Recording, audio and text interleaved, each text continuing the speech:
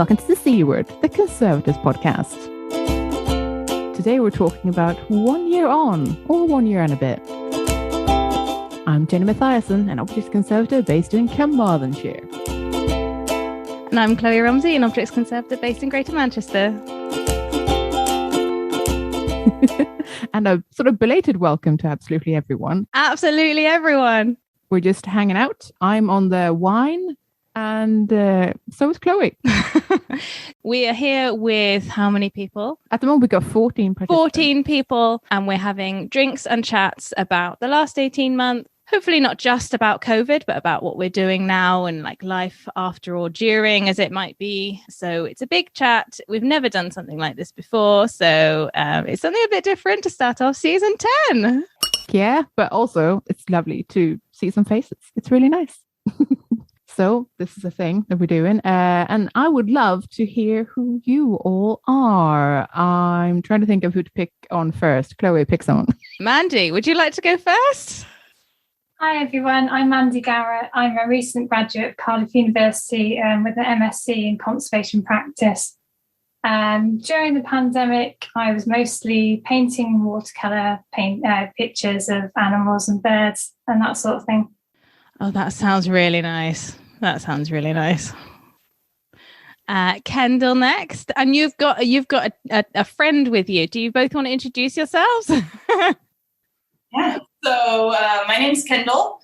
I'm Kaitlin, and we're from the Texas Forestry Museum in Texas. Wow! Yeah, we're mid-afternoon here. Nice. Okay, so no wine. No wine. We've got a Diet Dr. Pepper and water. Yep, water. Nice. Very good. And our museum, we were closed for 13 months because we have a lot of interactive things. We have a whole room that's just where kids can play. And we thought if we took away all the interactive things, like what would be left? So we were still working. Thankfully, we are a free museum. And so we don't rely on the money for our budget with people coming through the door, which actually was quite a blessing. So we still worked, and we caught up on a lot of things. For instance, like collection, we only have 3 full-time people here, and we don't have any designated staff person for the collection. And that's why none of us are conservators. And that's why we really like listening to your podcast, because you give us an insight to things we weren't trained on. And then it helps us with our collection. Hey, amazing. Welcome, guys. That's really lovely feedback, isn't it? And you're calling from quite far away. Welcome. See if anyone can beat that. Ellie, are you next? Hello, everyone. My name's Ellie, and I'm a recent graduate from Cardiff University in conservation practice as well. But I am a recent hire at the IIC, so I work with the member engagement there. Over the lockdown, I was writing my master's dissertation and writing really wonderful papers with Jane Henderson as well. It's very exciting. Kaitlin? Hi, I'm Kaitlin. Yeah, in the past year, I've finished uni, also the conservation practice at Cardiff, and started a new job as assistant conservator at the Royal College of Surgeons in London. So yeah, lots of change. Hey, cool. Wow. Congrats. Who have we got next? We've got Martha next. Hello, I'm Martha. I recently graduated, again, Cardiff University conservation practice, but I graduated the BSc program, and I am going to do a master's in historic building conservation starting in October. So that's exciting. Cool. What did I do over lockdown? A lot of stress baking, and then forcing that on my flatmates, and then obviously completing a degree, but yeah, mostly baking. Nice. And Raene? Hi, I'm Raene Poisson. I'm in Canada, actually. Oh. And I am an emerging conservator, and I recently got a job as a collections manager, which is starting in October. So right now I'm just a bum at my parents' farm. Congrats. Hey. I'm also now one of the chair for the Emerging Conservators Committee of Canada with my vice chair, Jill. Cool. Here representing. Hello, peeps. Hello, future me. And during lockdown, I played a lot of Animal Crossing, video games, was also, again, a bum on my parents' farm, and had a contract here and there, but mainly a bum. Yeah. Love it. Odelia? Hello, so I'm Odelia and I am from Hong Kong, but doing my master degree of museum studies in Leicester. And today, because me and Atticus, we were the placement students at People's History Museum. So today it's like our final day of the official placement. And we focus on collections, which is slightly also related with conservation and working with Kloe here. Did not know that you'd invited minions. Nice. Oh, thank you very much. Atticus? Hi, I'm Atticus. During the pandemic, I moved countries and then I started and I'm almost finished my MA in Art Museum and Gallery Studies at the University of Leicester, but I'm currently based in the Greater Manchester area because of placement that I just wrapped up. That's what I've been doing. Just school. There's no just about it. No. And Gwen? Hi, I'm Gwen. I'm a collections care conservator based in Edinburgh. I work for Museums and Galleries Edinburgh, so local authority. I'm the only conservator in the organisation and I look after 8 different museums. So wow. I was working throughout, some from home, but also just going in and doing like venue checks and training other people on how to spot pests and things like that. Mm. And Rafiki is here. Not sure. You can let me pick you up. Amazing. Great. That is great. So hello. This is Rafiki. Yes, I know, darling, I know. And Huckleberry just is, I don't know, he's somewhere else. The other dog is somewhere else. The names are giving me life. This is great. Thanks very much. Jane? Hi, I'm Jane Henderson and I teach conservation at Cardiff University. And during the lockdown, I think I was busier than ever. Oh, and I also failed as a parent, left, right and centre. Oh, I'm sure you felt like you did. That's different.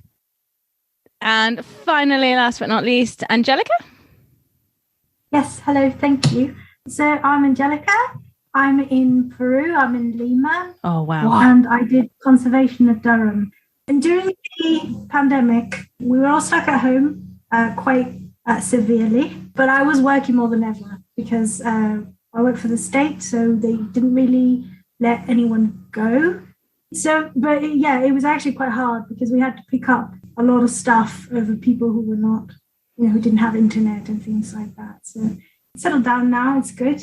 But I'm still at home because vulnerable people have to kind of stay even. So I haven't been back.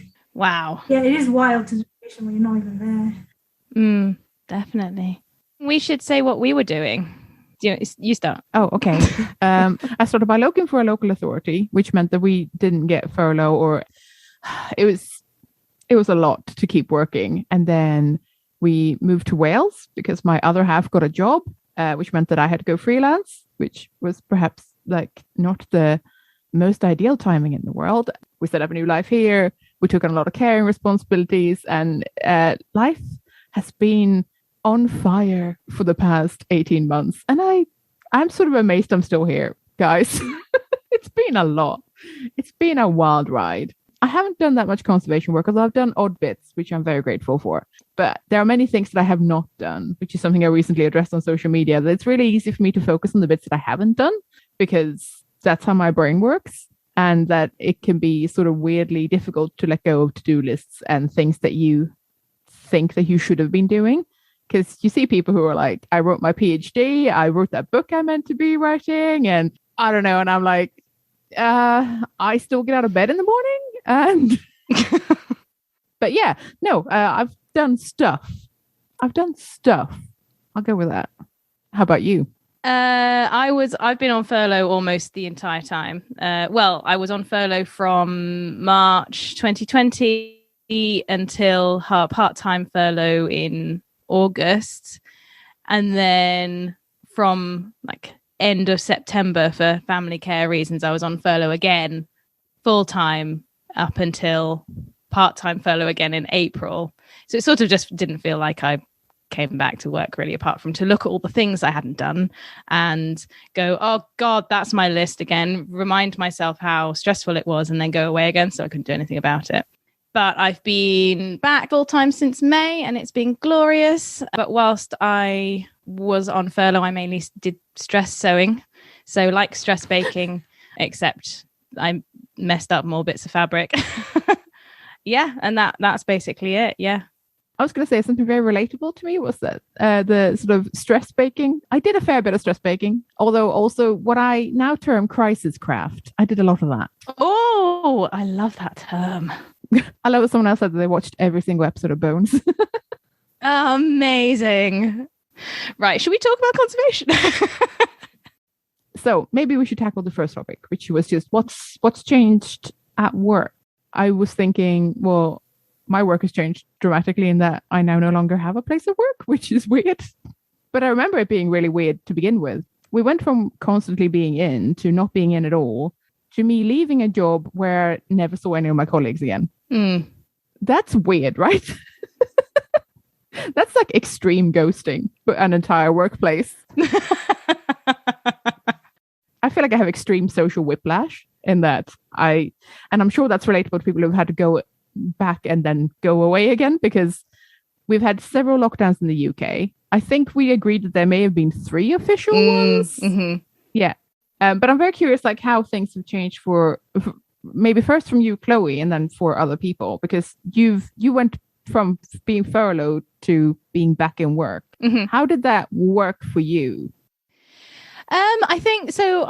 I emotionally found, so I went from helping the care for someone who was hyper vulnerable, we were shielding for months and months, to going back to work where people would just come into the studio and say hi and then come into my office without a mask on. And I found it quite difficult to maintain a polite professional demeanor whilst thinking, okay, just back off, please, thank you, I'm not all right. Not all right. And this was April, so fairly safe really by comparison. But I think that it's changed a bit for me because my manager went on maternity leave, so in September last year. So I went from working as 2 people in a huge studio to just being on my own in a huge studio. And so I was all right, actually, because I was driving in and then I'd like run upstairs on my own around the back stairs and then just sit in my studio on my own. And the only thing I had to contend with was people coming in and asking me questions and not realizing that I was freaking out internally. So I think the main thing of what has changed is that people are trying to do less because of the fact that we've been under so much stress over the last year, but also being really, really keen to keep going and not let this affect us. So I don't think those 2 things can happen at once. And I think that working with the main other thing is working with other people's perception of the, oh God, I've said it, Jane, other people's perception of the risk of COVID, and seeing your colleagues going out and having drinks and going clubbing and stuff, and then they come into your office and you've been locked down for 18 months and not willing to go out at all. I think that's the tension that I felt. Yeah, no, of course. And the change that I felt, that not everyone is entirely on the same page, just naturally. I suppose I have a non-conservation sort of job at the moment where it's like a couple of hours here and there. And it's not a job where I see anyone other than my other half mostly, except on occasion there will be someone. And at the point of sort of at the end of one of the sort of restrictions and lockdowns, someone came up to me because they'd just come out of quarantine, so they knew they were okay, and they gave me a hug. Oh, and I had a very mixed emotion. I've not hugged anyone for like a year. So this is nice. And also, my sense of personal space is very different now. And I didn't invite this, so this is weird. And I felt really bad because they were just being nice. They were just doing what came naturally. And I just had a really mixed emotion, like a mixed response to that. Is bound to happen. I think there'll be quite a lot of those clashes coming forward, basically. And some of you may very well have experienced those already. But yeah, I'm curious if anyone else wants to pitch in about anything, how things have changed at work or at university or similar. Should we go Gwen first? Obviously, there have been things that have been not great, like our museums not being open and still only 2 of them now being open. But it has actually been really positive for relationships with other teams within the museum service. So the relationship among the sort of collections and curatorial team was always pretty good. And we have like a Teams chat that is literally just there instead of like, you know, the chat you might have while walking past someone's desk or whatever. And, you know, we taught some of the curators how to use GIFs. That was exciting. We always still have like Teams tea break at 11 o'clock because, you know, ain't no coronavirus going to stop us having tea break.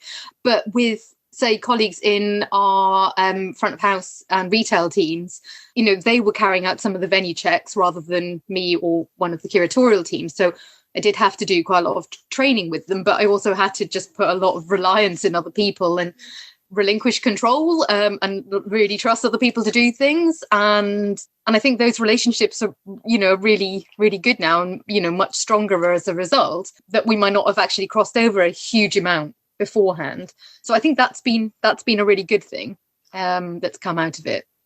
So yeah, a positive thing. Oh, that's good. Lovely. Positive thing. I love it. Anyone else want to add anything? Oh, Ellie? So I actually started a new job, but I started working remotely. And I think something that I definitely worked out was that it became almost like a mental challenge as well, that you had to, and also it became a new way in which you had to start working, which I found really, really difficult. And I think a barrier that I definitely I'm still trying to overcome. I mean, I've only been in this job for about 5 months now. It's so much different if you're struggling, because if there's a small issue, you can't just kind of like shout across an office, be like, what do I do? Like, where's this file on the system? You have to send an email, and then that person has to read the email, and you have to wait for the response for the email. And it definitely sometimes can feel as though when you know everyone around you is so busy as well, you definitely feel a little bit like a burden. And it's that as well is kind of like resetting your thoughts, like, no, like this is how everyone has to work now. It's not just you. So, but luckily everyone I work with is so kind, and everyone I talk to is really kind as well. And I think what's quite lovely, I think, is in a sense, like COVID has been horrible, but I think people have become more like aware of other people as well. And so you're kind of not more forgiving, but more acknowledging of other people's struggles sometimes. So that's a little bit of a bonus. A bit of a ramble for you all. No, not at all. I think those are really good points. Does anyone else want to pitch in around this topic? I think Angélica raised her hand. Yes, thank you. It's actually really funny that Ellie talked about that, because we've had similar experiences. And the thing, I don't know if it's a Latin American thing, but, you know, we've had this thing, and it's also about mental health, but, you know, we're doing the work hours, and you know, ask something from somebody, and they're like, oh, you know, I'll get back to you because I'm cooking lunch right now. Or, oh, you know, I'm pulling my laundry down, or I'm just going out for my little break to walk the dog. So I'll do that in a minute when I get back, or, you know, I have to pop to the bank.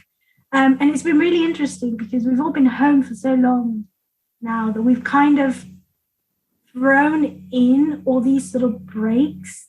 And of course, a lot of people have, young families and children and other, responsibilities that have to be done at a certain time just because you're home, which you didn't have to do before because you were out of the house 9 to 5.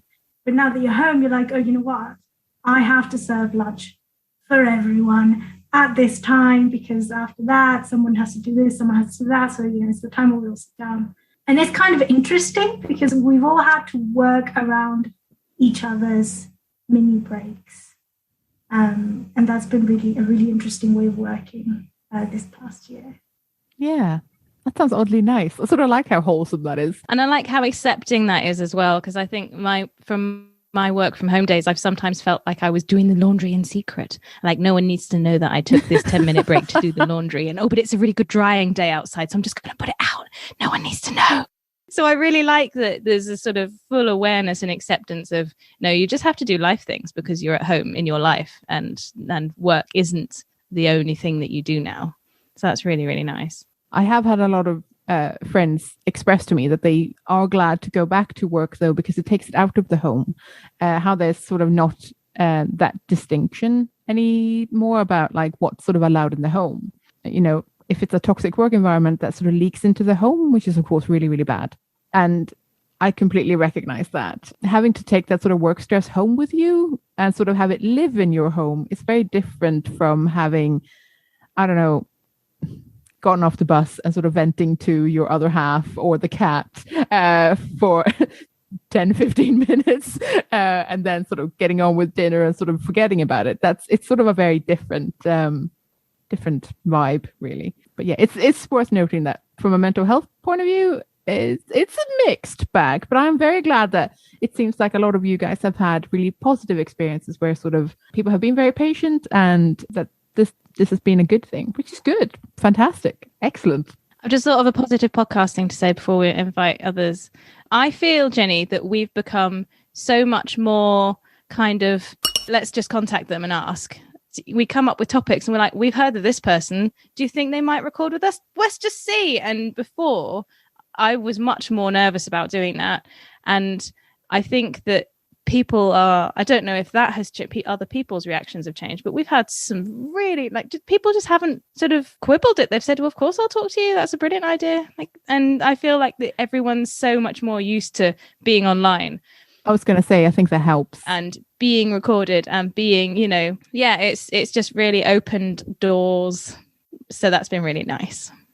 I absolutely agree with you that the sort of increased tech literacy, although somewhat enforced, has really helped. It means that people are more happy to hop on Skype or Zoom or whatever they've got lying around. And they're just more happy to sort of join in like that, which is really nice. One of the nice work things for me has been meeting people abroad and contacting people more as well. And Asta is one of those people. I don't know if Asta is going to say hello, but Asta is someone I'm really, really thrilled to have got to meet because we're all on Zoom, so you might as well talk to anyone anywhere. Hello, Texas. Hello, Canada. Hello, Peru. Well, yes. But it's nice. It has made the world a little bit bigger in like a new way, which is really nice. And I love that. That's sort of what we're all about. So that's great. Do we do Raene first? Sure. Thank you. I guess because I was still just getting contract jobs where I could. I've still moved twice across the country, even during COVID. Wow. Like moving was already stressful in that regard, but having to be like, okay, I need to figure out, I need to move ahead of time so I can make sure I don't have COVID and I can stay in my room. If I can get a rental, because now they're renting to someone out of province who's traveling by car to work a temporary job with coworkers and stuff, who may have COVID, who knows? The first contract I got was in BC, which was when COVID first hit. So everyone was very high on edge, giving me quarantine time and everything. And same with another job I got in Toronto, Ontario recently. They gave me time, but trying to figure out how am I going to try and keep up my experience, but also just stay safe. Because I need to travel for these jobs and I need to be moving to get this experience. Otherwise, like a lot of people, I'll have a big chunk of no experience on my resume, which, isn't the worst thing in the world. It's COVID times, but it was nice to keep the ball rolling, but very, very stressful on my end. Gosh, the fact that you've moved twice, I'm impressed. You gotta do what you gotta do. Kaitlin. Well, I probably had a slightly unusual experience in that I was at work, in the building for most of the time this sort of past year or so, really, because staff in other departments were encouraged to work from home wherever they could. But for us, there was a sort of core team of staff involved in doing a big collections move for the museums. So we had to be there in person. There was no other option. It was quite a time-sensitive thing that couldn't really be delayed any further. So with that, it was a lot of socially distancing as far as possible. And wherever it wasn't possible, if you were moving things together, then we were wearing masks, FFP3 masks, which were provided by the workplace because they were very keen on introducing as many safety measures as possible. And, were really good in that respect, really. I was put on furlough at 2 months, for 2 months at the beginning of this year, which was, a strange experience. But then we came back. But I was quite glad to, I think, have been being able to be at work in person, really, like, you know, Ellie said, I think it's strange starting a new job and not being able to just sort out those little issues or be able to meet people and kind of break the ice, really. Yeah, it's not really the same meeting people over Zoom. Just to introduce, Huck is here, and just to introduce Huck. Yes. Oh my God, hi. He's the best dog in the world. Aren't you lucky to meet the best dog in the world? There you go. Excellent. The listeners are missing out on their eyebrows.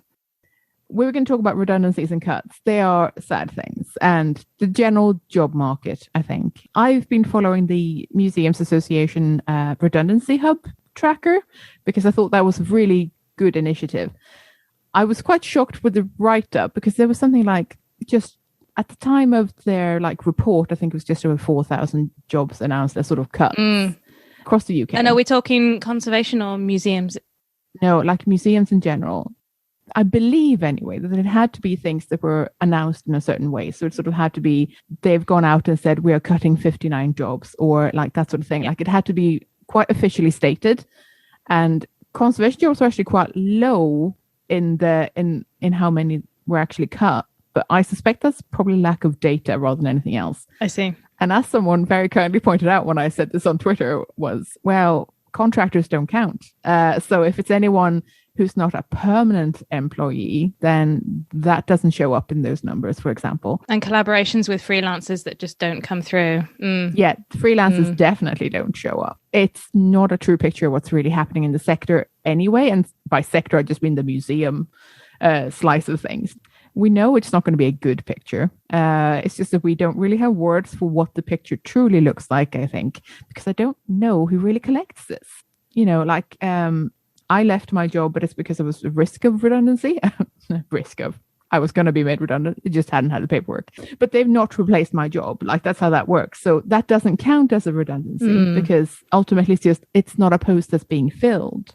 So I suspect there's quite a lot of that going on. I don't know how people feel. Do you guys feel like you know a lot of people who haven't been in work, whether that's through redundancy or just not getting the jobs? I don't know how you guys feel. I know a lot of you are early professionals as well, so it's doubly hard for you guys. It sucks. I mean, it sucked pretty bad 10 years ago. It sucks more now. Does anyone want to somebly raise their hand and talk about that? Yes, Raene. I guess when COVID first hit, like back in March, they couldn't say, but I applied for a permanent full-time job. It was like, oh my God, perfect, lovely, amazing. It's exactly what I want. But then COVID hit, and then everyone in HR got, sent home, and everyone's getting sent home. And then after a month or two, they're like, so we can't say you had it. Oh, man. But at this point, we can't move forward with it now. It was just like, boom, crash, like missed out on this amazing job that would have been perfect. But, that's what happened to a lot of people, though. And then after that, I was, jobless for a while and managed to pick up some contracts. But, like everyone, not a great time. Yeah. I just sort of wonder how much of that, like how many jobs were caught in limbo at that point or just closed but didn't actually hire anyone. I'm super curious about that sort of thing. But again, I've heard at least one more of just... Okay, that's interesting. Even just anecdotally, that is interesting to like voice, because honestly, I don't know that we're tracking this stuff and we should.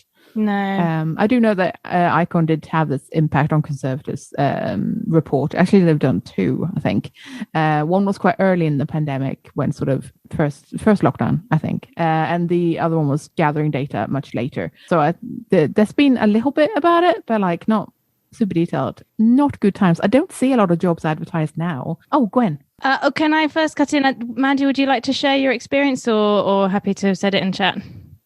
Yeah, sure. So I'm based in the southwest of England, and I've been looking for jobs that are sort of an hour's drive from Swindon. So I'm quite limited on my location. I can't relocate or anything like that. There's just been hardly any jobs coming up. And I applied for a job just before pandemic hit. And I was shortlisted for interview. And that was sort of like the week after we were told to lock down. And they were like, wow, we've got no idea when we can interview. And after that, it just went completely silent. And in fact, the museum hasn't reopened even now. And it looks like it's not going to reopen at all. Wow. So that's really sad. And yeah, I've just had a terrible time applying for jobs, not hearing back. I keep trying, but it's really tough, sort of mentally, emotionally. But you just got to keep trying, I think. Yeah, that's really hard, though. Gwen, I think you had your hand up. As well as my job, I also wear the hat of being chair of Icon Scotland, which means that I go to important meetings that I have massive imposter syndrome at. One of them is that Museums Galleries Scotland, which is sort of arm's length national organisation for museums and galleries across Scotland. They kind of handle funding and things like that. So like all of the cultural recovery funding has been administered through them, for example. And the last but one meeting that I went to was reflecting on some of the survey data, including I'd fed in some of the Icon survey data as well. And they said that while at the moment it's not looking good, for example, Glasgow Life, which is one of the biggest museum employers in Scotland, they're going to be cutting 500 jobs. But they did describe the outlook as bleak when you said, Jen, you weren't sure what the outlook would be. And that is largely across Scotland, that's largely because less so at the moment, because there's a sort of, sorry, this is really bleak, because there's a sort of funding kind of, there's a bit of money floating around for recovery help. They were saving money on furlough and so on. Also, there were savings on projects, and there aren't sort of, additional cuts expected now. But 2023, 2022, 23, 24, that's when there's going to be an expectation trickling down, certainly to national and local authority organisations, that cuts will be made then. So while we haven't lost any jobs at this stage, it's going to get worse when we're expected to make cuts at a point where we won't have been able to build up any reserves, because we still can't do like big events and things like that, which might be the way of getting money in. That makes perfect sense. This was one of the things, because I did notice that there were a couple of tweets about how not as many museums as expected had closed during the pandemic, but I think it's just a delayed effect. I think everyone has lost out on income and opportunities and also staff members. Yeah, I think that the last thing I heard, which would have been dated, probably the data was July, is that all museums that were currently open in Scotland were operating at a loss. Yeah. And that has obviously the knock-on effect of people who are freelancers or suppliers to museums and so on. There are quite a few freelance or people in private practice in the committee, and they just had no work for a while. That bit's not all that cheery, I have to say. Jane's raised a hand, and I'm going to try and come in with something sunnier afterwards. I was just going to carry on with the gloom, and the other side of it is conservators often have partners who might have like more regular careers, because our careers are so bonkers and possibly not that well paid. But kind of knock on for us has been partners who've also been furloughed, and for whom that's a big fear that means that the job's not going to be there at the end and being made redundant as well. So sometimes, the people with the mainstream jobs in your, family or domestic setup are also vulnerable. That makes your precarious career even more precarious.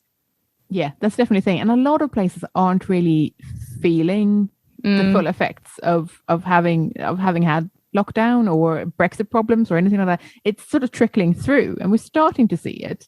But it's going to start hitting hard. Jane, you did point out in the chat that Tamsin Russell has been great on Twitter for supporting people under the threat of redundancy. It's a really good point. Tamsin has been a great champion for that stuff. And I think in general, actually, the Museums Association has done some great stuff throughout the pandemic, actually, to be supportive of the sector. Not necessarily dissing Icon, they're trying as well. But I did notice that they had just put out a well-being hub as well, just to try to support people a bit more with their mental health and stuff as well. I feel like they are doing quite exemplary stuff in terms of trying to boost a sector that's frankly looking quite sad, and quite rightly so. Yes, she has done great work. And if any of you aren't following Tamsin, you should. Tamsin's great. Tamsin's been on the show. Tamsin's lovely. A slightly bleak one. But I think, Chloe, you wanted to attempt to cheer this up. Well put. Go for it. I'll attempt away. I think it's worth saying that though some funding has dried up and my studio has lost work because of, objects have come in, we've been raring to go, then we locked down and then they lost funding. And it's a huge shame. There are funding bodies that have been, I say patient with gritted teeth because I feel like they should they said yes to the money. So why is there a time limit on it? Just, give it us anyway. We've all been locked down for 18 months. Why does it matter? But they have been patient and they have said, don't worry about this deadline that we gave you in the before times. We'll just keep going with it. Just do what you can. So it is there. Funding is still available. People still want to do the work. They still have the work to do. It's just that it has been disrupted. So I'm still hopeful for there being, project work out there, freelancer work out there, stuff. It is definitely a good point. Should we move on to the next one? Let's do that. What did I say? Hang on a minute. The next one is about sourcing material. Oh, well done. Okay, you already got it written down. I have it up on my screen. I'll have you know. I don't. This is literally just me being curious. If anyone's had any issues around sourcing materials in the last year or now or anything like that, things like PPE and just conservation materials, I'm genuinely curious. I know that at the start of the pandemic, obviously there was a drive to give PPE away because there was a huge deficit in the health services, at least in the UK, for things like nitrile gloves and face masks, stuff like that that we had, and a lot of conservators totally donated. A lot of institutions just went out and gave that stuff to the NHS or care homes or other health facilitators, basically, which was a fantastic thing to see. Just as a tiny little burst of sunshine. Oh, remember when we were all really nice to each other there? That was great. But I was wondering if anyone's had sort of trouble getting anything or had to... Now, all of those lovely people who were really lovely and gave away all their nitrile gloves now have to pay, everybody, the NitroGuard. I bought some today through gritted teeth. Oh my God, why? Because I run out of mediums. That is a problem. NitroGuard Blue Pull, my favourite, £35 for a box of 100. The hell is that? I mean, I know supply and demand and all that capitalism, but it's so expensive. Is this a bad time to point out that our lovely Lorraine Finch tweeted the other day that chemists are reducing their nitrile glove stock, as in it's at reduced prices. So if you nip down to Boots or Superdrug, you might be able to pick up a couple of boxes. Well, I might, because I spent £20 on a box of smalls and they were just the ones I've never tried before. So they better be all right, because I'm going to be angry if they're not. But they're black, so, I mean, it sort of worries me. Like, is it just that we've bought up all the gloves and hoarding them? Or is it just that people have stopped caring about wearing gloves? Oh, Gwen has an opinion. I mean, hoarding is the wrong term, I would say. My understanding is that we bought... Retaining for the future. Yeah, we bought, not the museum service, the council centrally, I think, bought loads and loads. And now if we are ordering any nitrile gloves, we have to basically order them from our own internal supply. And then you just get the ones that you're sent, which means I've had all kinds of strange colours.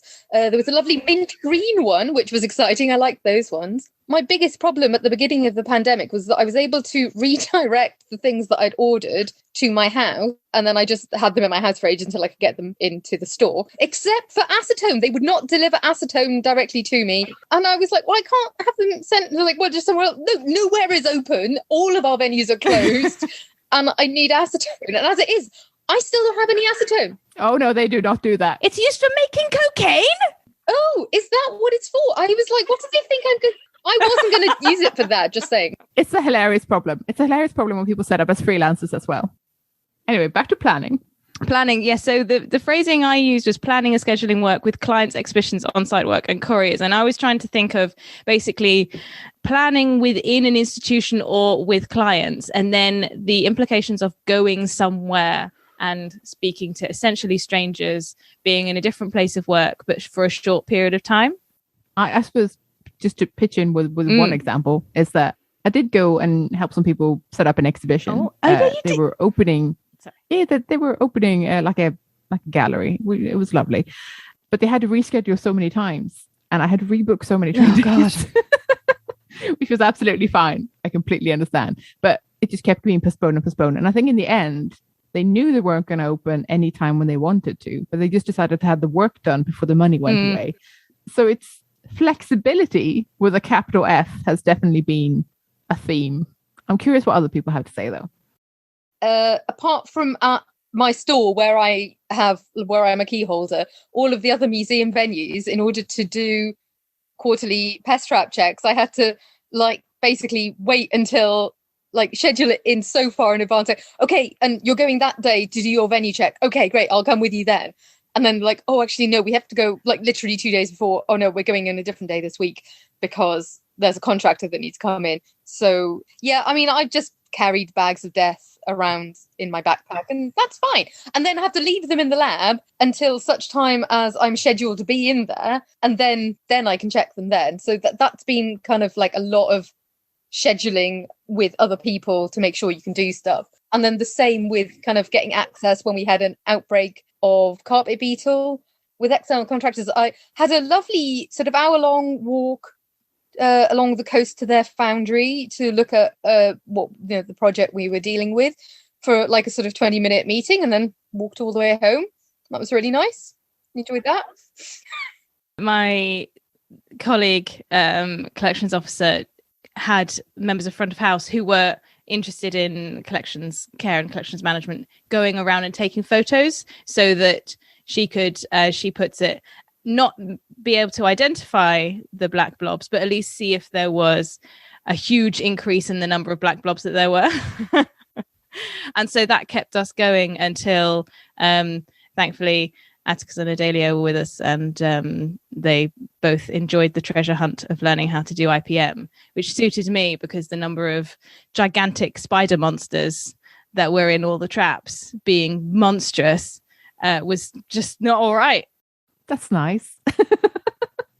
I do remember sort of enjoying the walks to the store because they would take probably 40 minutes or something. So it was quite nice, just to get out of the house, but it would also be eerie because no one else would be out at that point. Because this was in the depths of lockdown when it was I felt like people gave me funny looks are you a key worker? Why are you outside? And I was I'm just going to the store. Don't murder me. I had a letter and I had a copy of it on my phone, because that first time when we really weren't sure, explaining my presence for being out and about, and nobody ever asked me. But I literally did that for doing the exhibition work, actually, because I was traveling quite far because I had to go to London to do it. And basically, because I had to go by train, several trains, I was so afraid that I would get stopped by British Transport Police or something and be like, why are you on here? Prove that you have a valid reason to be outside. That I literally had the work email, the email saying that we need you for doing this, and the invoice with me so that I could definitely say that I was legitimately out to do work. I love how many of you had to check pest traps at home. And also, I've never heard of anyone who had to take pest traps on an Uber. That's amazing. Because I've wanted to come in, obviously, because I can do very little at home, really. We've had this no lone working thing in the building because we're a fairly small museum, and understandably no one wants me going in on my own and then falling down the stairs and then being left there for 24 hours before anyone else comes in the building. Fine, whatever, safety. But working out when that was actually going to happen and who was in where and whether there were too many people in this place and too few people in this other place was quite tricky. And then I've done a couple of on-site estimates for the outside contract work element of what I do. Again, having to be very sensitive and write emails so I'm still being very careful about COVID, so I'd really appreciate it if everyone could take flow tests to wear a mask, please. And then just do it. And that has been, for a fairly timid person, a little bit difficult, but where we teach, because we were teaching through lockdown and coming into labs. Several of our labs are connected with inner doors, and each lab had a maximum occupancy level So we'd have a situation if someone was coming from one lab to another to get something, then someone would have to go out the door into the corridor. and then you could sort of run round to the other door and go back in, as long as you didn't exceed their occupancy. But we were like super lucky because we had one of the only two-way corridors in the whole campus, which meant that we could go to the toilet without having to leave the building before we could get back to the lab. But the worst thing about it was that obviously it was great that we could go in, but we obviously had to have the windows open. But the windows where we work are absolutely ridiculous, and none of the women can open them because they are so stiff and the angle is such that. So we'd always just have to go and get a boy to open them for us.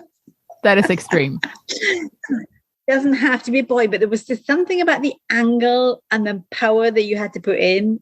I don't know if anyone else here who's been in that lab could open those windows, but you also had to have someone in the rotation who could get the windows open so you could start open up the labs. So yes, we did lots of very hilarious dancing in and out of doors. As a short woman, I relate. I always need help with windows. So that was our COVID ballet. I like it. That's excellent.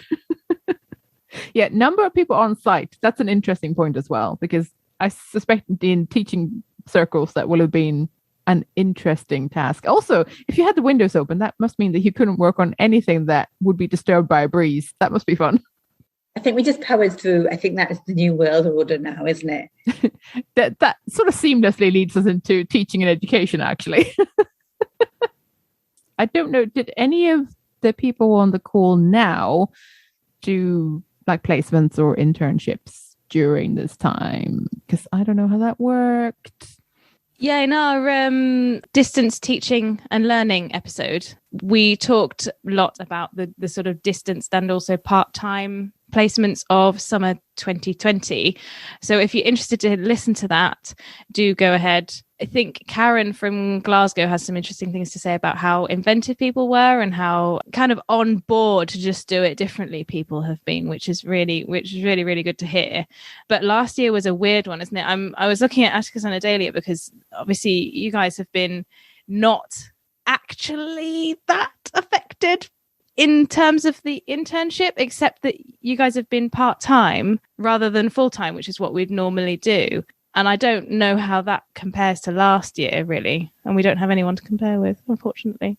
Is that to make sure that there aren't that many people in the room at the same time? Like, what made it part-time? I literally don't know. Why was that done?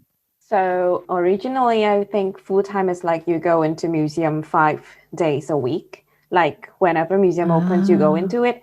But now me and Atticus are like 2 days we work from home, and then the other 3 days we work either in store or at museums. Okay. And because I talked to some of the students from University of Manchester who also does the museum study course, and their placement is fully online because they didn't do it over the summer. They do it while they are having their courses. So they don't have choice. They need to do it online. And also one of the alumni who is from last year, she does it in the National Football Museum in Manchester. It's also purely online. So you need to constantly have meetings and check-ins with your supervisor, but you don't have the chance to get into the museum.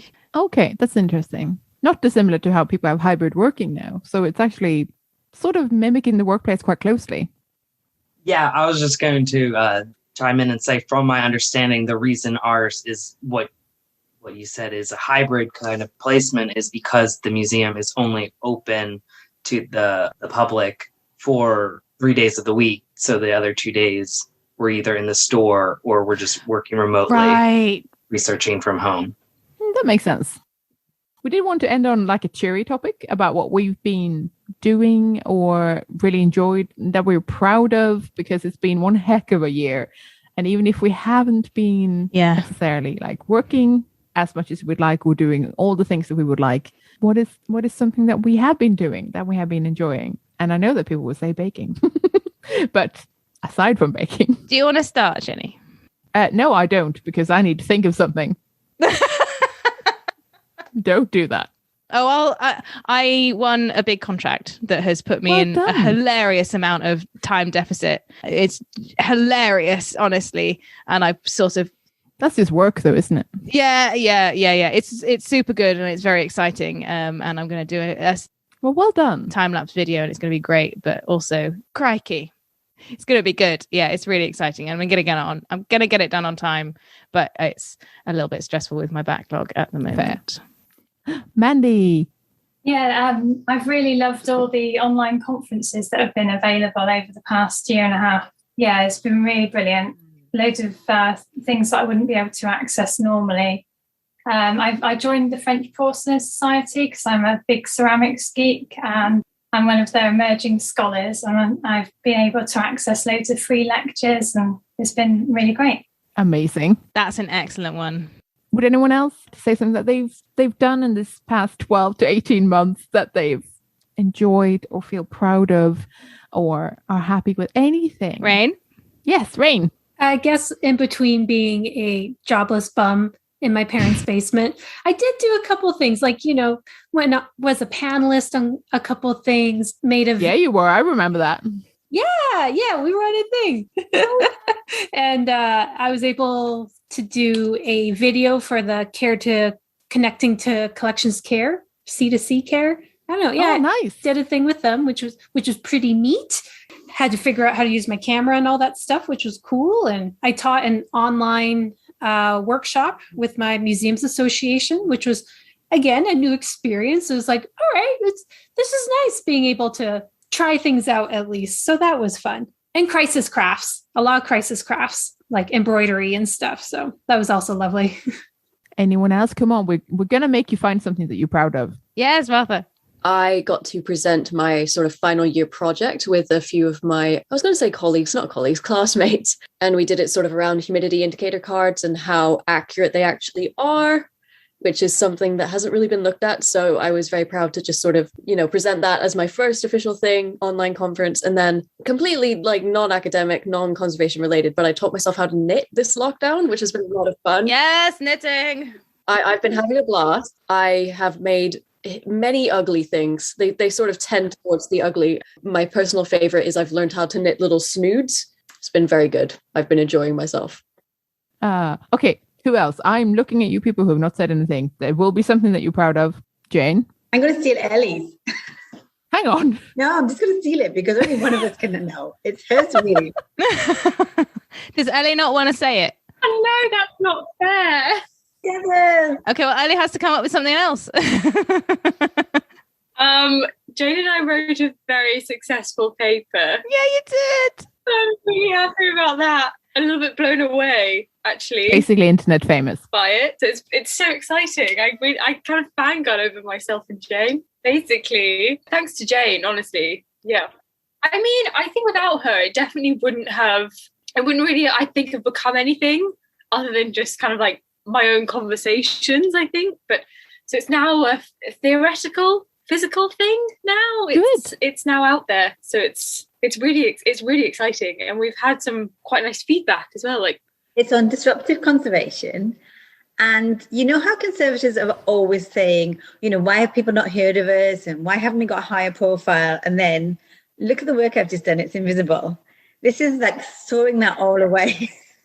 This is like, look at the work I've just done. It's stunning. It's pink. And it's asking all kind of questions about what it says about conservation, that we don't make what we do visible or readable, and what it also says about objects and the end of time and the transition of objects through life and how things got broken and how things got repaired. And it's open access, which means that anyone can read it, and it has got the most amazing picture in it, the pink fill picture, which is just my favorite conservation picture. But I think as well, it becomes about, as Jane said, it spans across so many different areas, but it kind of becomes about confronting yourself, I think, and yourself as a conservator, but also yourself as how you approach quite a lot of different things. So it's very exciting. We've got another one coming. And if anyone wants to listen to more about Ellie talking about her gap filling and in the early, I'm going to say the early days because you hadn't finished it yet. It's is it called Mind the Gap, Jenny? Yeah, it's called Mind the Gap. That episode that we did last year or year before or something. And the other thing I did was couch to 5K. What? And I finished. Love it. Excellent. And I actually celebrated by buying proper running shoes in a proper running shoe shop, where they made me run up and down and looked at me and everything. It was the bravest thing I think I've ever done. Oh, well done. And they gave me these shoes, and I didn't even say, have you got them in purple? I just gave them my card. I just took them. It was like, these are the proper shoes. Well done. Gwen. I think there's quite a lot of things personally and professionally that I feel really proud that I've achieved. But I think in many ways, the most impressive thing is that I finally learned how to fold a fitted sheet. Learning how to do online training and deliver online training and, doing all these physical fitness things for my own health. Yeah, all very good. But now they fold neatly in the cupboard. Neatly. I love it. That's great. What else have we got? All right. We definitely have some people left, and we will find something that you're proud of. I'm serious. I'm gonna pick on someone. Atticus, give us something that you're proud of. I feel like through the thick of it, and I'm still in it because there's a lot of high stress things happening all the time during this time, and everyone's feeling it too. Oh yeah. So yeah, and I'm still here, and I'm moving in a week again. But I guess there are few things that I can pinpoint that I guess I should be proud of, but I just don't feel it yet. Well, I graduated, and to do that, I had to publish my first photography book, and then I virtually tested for my first degree black belt. Whoa! And I got it. Wait, what? Amazing! But that's almost over a year ago that happened, and I am outraged that I wasn't top of the list. And then I'm here, and I'm almost done my master's degree, and I feel very proud of my placement and all that. You should be. So Lost yeah. Who else? I feel like Odelia should go next. Do I feel guilty for forcing you? It's just all about very tiny little stuff, little steps, little progress that I do.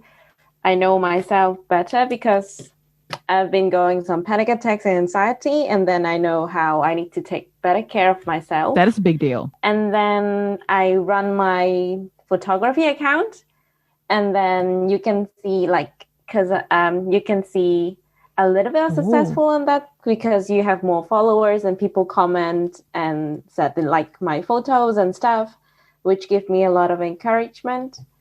And of course, like Atticus, I did the master course and finished my placement. And yeah, I am quite proud of myself, to be honest. Good. You should be. I was going to say, Kaitlin, I see you. Oh dear. No, I think I'm quite proud. I think non-conservation related that I finally sort of rediscovered a love for reading. Good. Because my first degree was English Lit, and I wouldn't have said that it would necessarily killed that love, but certainly, you kind of at some point go, I'd rather not read any more writing again ever. But no, particularly over furlough when, I wasn't in work, it was nice to be able to go there's actually some enjoyment to be found in actually reading books that are not related to my degree or my job. It's been good fun.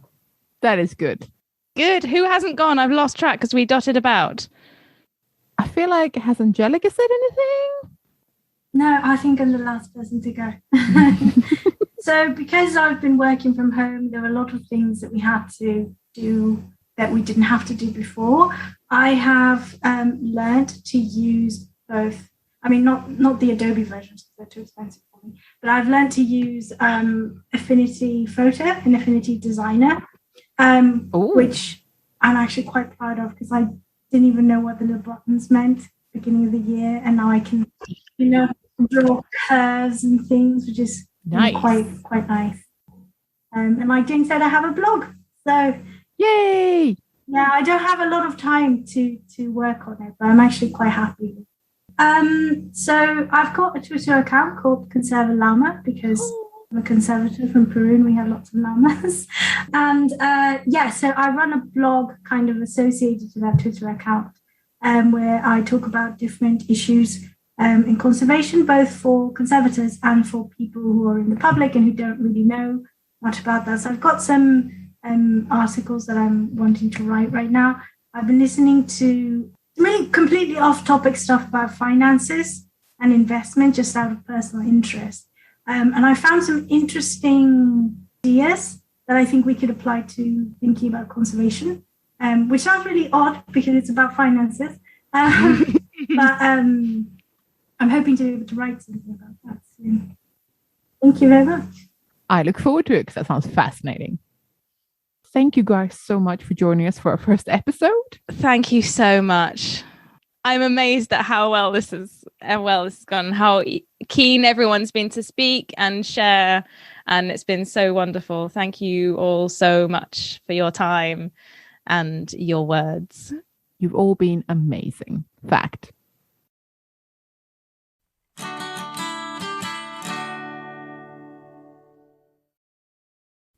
If you're enjoying the C Word and would like to support our work, then please consider becoming one of our patrons.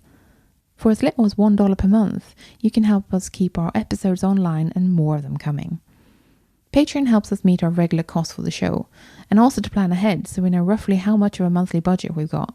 That's super helpful when you're trying to do something special like buy a better microphone or save up to go to a special event. Your support also helps keep us free of advertisement. In return, our supporters get access to our archive of extended episodes, which you can only access on our Patreon page. Yeah, for that $1 a month, you get a little extra audio enjoyment. We've crunched the numbers, and it's about 10% extra content on a regular basis. Well, that's not bad for less than a cup of coffee, eh? If supporting us sounds like something you'd like to do, then head over to patreon.com/thecword and join our bunch of absolute champions. And a warm welcome to our latest patrons, Sophie, Berusan, pardon if I pronounced that incorrectly, and Victoria. Thank you so much for joining us. Thanks for listening. We're the C Word, and you've been listening to Chloe Rumsey and me, Jenny Mathiasson. Join us next time for an episode about working with curators. In the meantime, check out our website at thecword.show, tweet us at the C Word Podcast, or simply email us on thecwordpodcast@gmail.com. The intro and outro music is Spring by Didi Music, used under a Creative Commons Attribution License. Additional sound effects by Kaitlin Wieseman.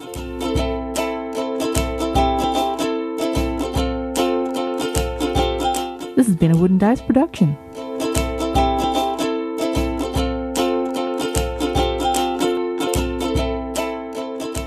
Like I have to supply my own clink. This one is wine, for those who are curious, and this one is water, because I'm sensible. I'm going for exactly the same combo, my love. Except I'm on cherry port, I think, from Denmark. I'm just going to record a... Oh, God.